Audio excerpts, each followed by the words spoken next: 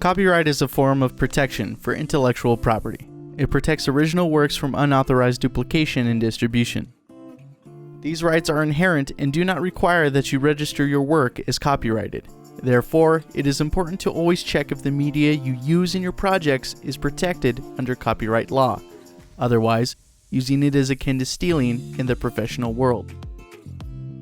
Various works are protected under copyright law, including videos, movies, photographs, illustrations, novels, and even online posts. Using intellectual property without permission is copyright infringement. That is the act of violating a copyright owner's exclusive rights. Violating copyright laws may result in takedown notices, fines, court orders to destroy your materials, having to give up your profits as restitution, criminal penalties, or even imprisonment. So it is important to understand this stuff. Many various copyright licenses exist, but our focus will be on public domain, royalty-free, and Creative Commons licenses.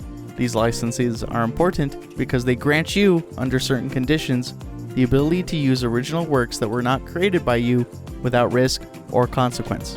Firstly, work that is in the public domain is not copyrighted. These are original works to which no protection by intellectual property laws are granted for various reasons, such as the rights expiring, the copyright holders putting the work in the public domain for anyone to use, or the rights being revoked.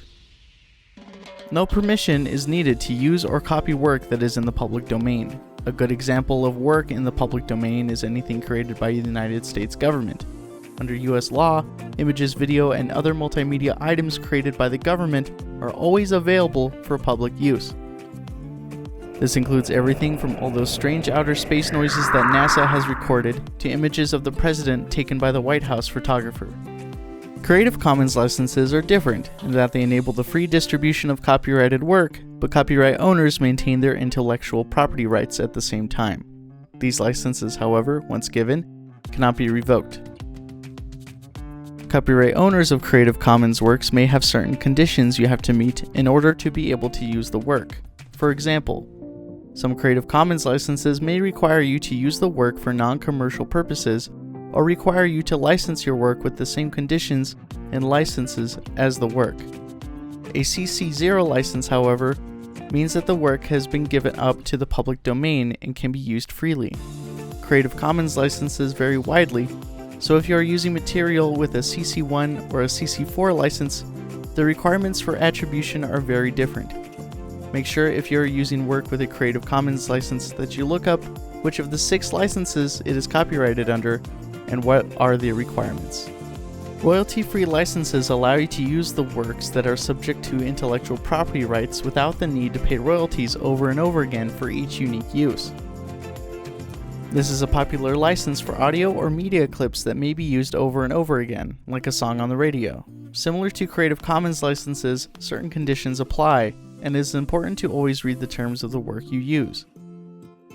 Most of the time, royalty-free work requires that you need to pay a one-time fee in order to use that particular material in your project. That flat fee is how you keep from paying royalties each time you use the material. Hence the name royalty-free. Keep in mind that royalty-free is not the same thing as public domain. Royalty-free is not necessarily free for anyone to use in any manner. There are some exceptions to copyright laws. Fair use states that brief pieces of copyrighted work can be used under certain circumstances, which includes educational purposes, news reporting, and research. Under fair use, you will not need to be granted permission or give payment to the copyright holder. There are also things that can never be copyrighted, like data, ideas, and logos, although logos are often trademarked. As professionals, or future professionals in the multimedia world, however, it is important to always use media that you are allowed to use and attribute the copyrighted work you use within your own projects. Typically, you will credit this at the end of a piece, such as a credit scene after a short film or the last page of a multi-page booklet. You will want to include the name of the work, the license it uses, and a link to the source if possible.